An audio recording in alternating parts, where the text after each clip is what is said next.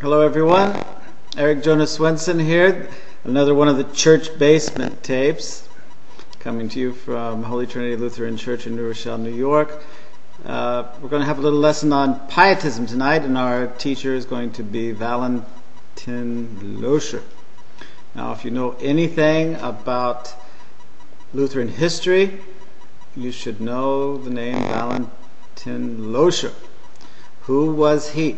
He was the dean of theologians at Wittenberg University when Wittenberg was still a university.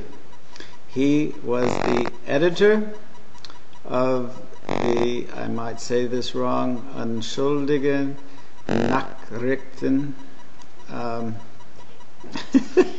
Yeah, I'm sure I said it wrong.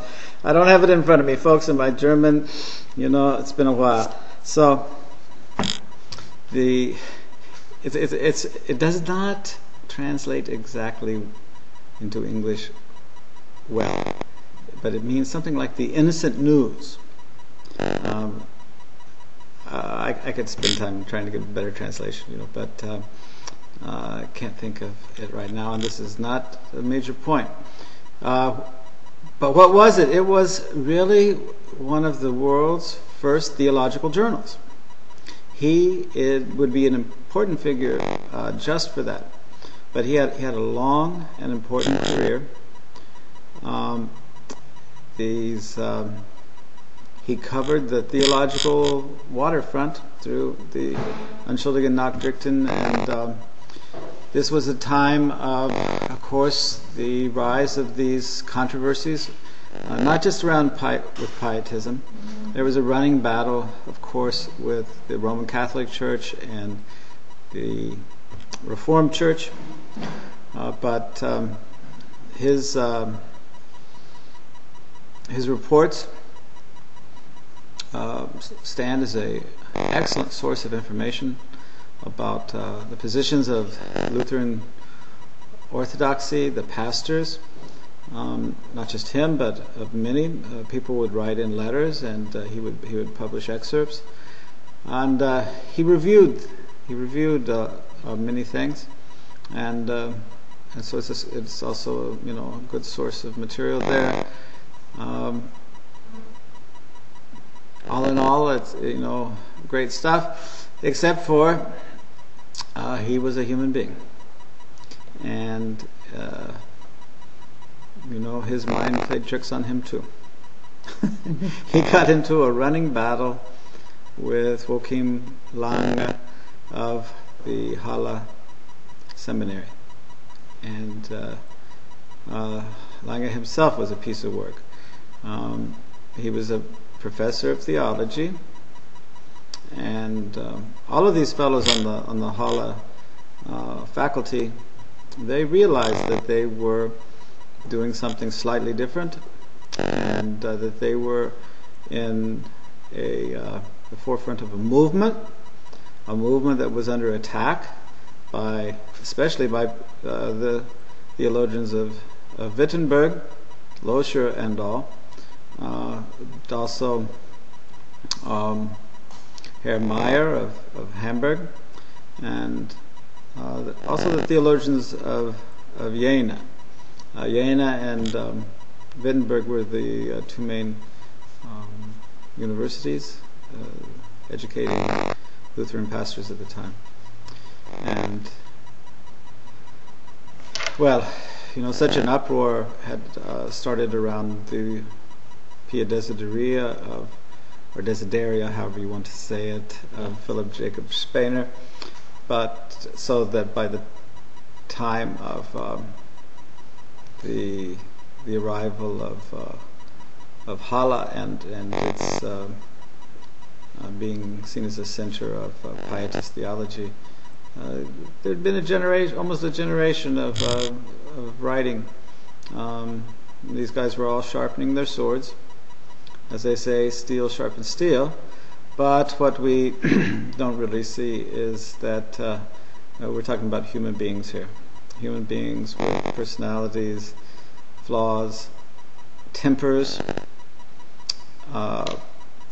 closely held religious beliefs, Of course, this was a time where perhaps one of the Lutheran Orthodoxy's greatest achievements was also its greatest curse.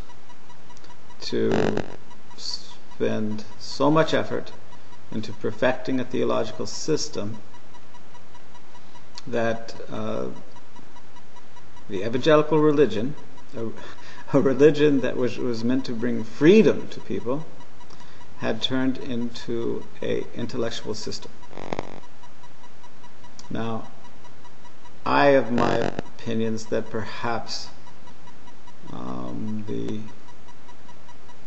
what's been said all these years, which Spener says himself, and has been passed on through every secondary source, they may make too much of it.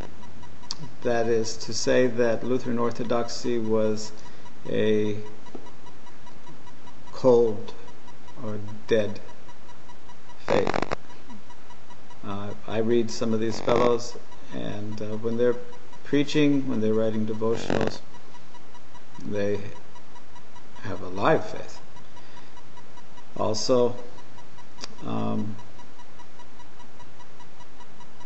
these were theologians who believed in the Ordo Salutis, which included being born again. They were continuing the work that was there, that is there in the Solid Declaration, the Epitome, the Book of Concord, and talks about us being born again. So, what was all of this fuss about? Why do we hear that Orthodoxy had such problems with Pietism? Well, let's look at that.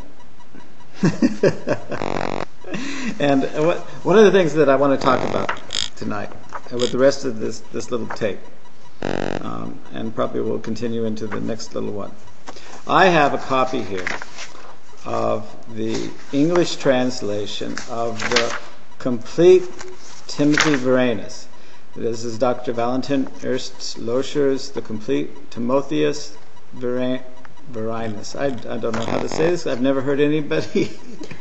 You can always tell when you have a self-taught theologian if he says, Karl Barth, right? If the first time you heard about this Karl Barth was in a seminary classroom, then you know that his name's Karl Barth. Anyway,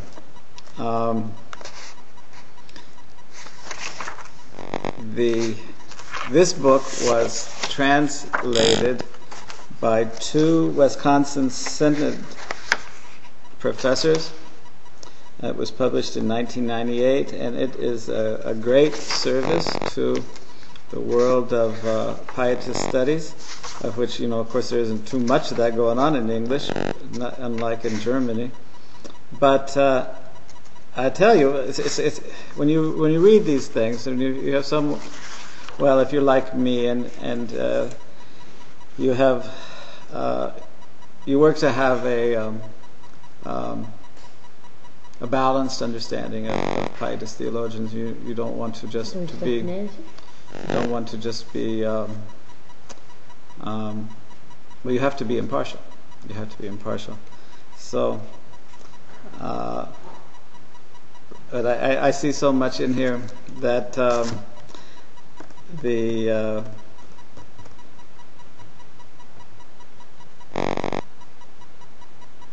well, these are people of opinions, strong opinions themselves.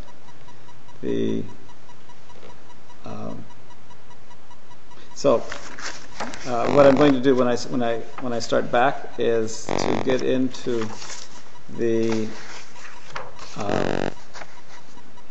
really good way to do history of the Pietist movement would be to get it directly from Pastor Loescher.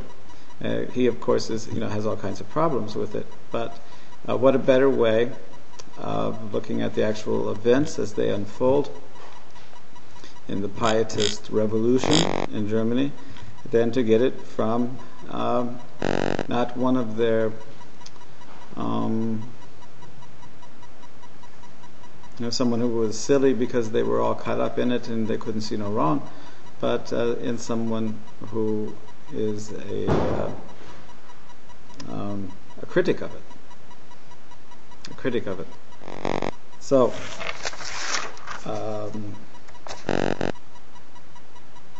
let's take a break here, and when we come back, that's what we're going to talk about, is Valentin Loescher's Timothy Varenus.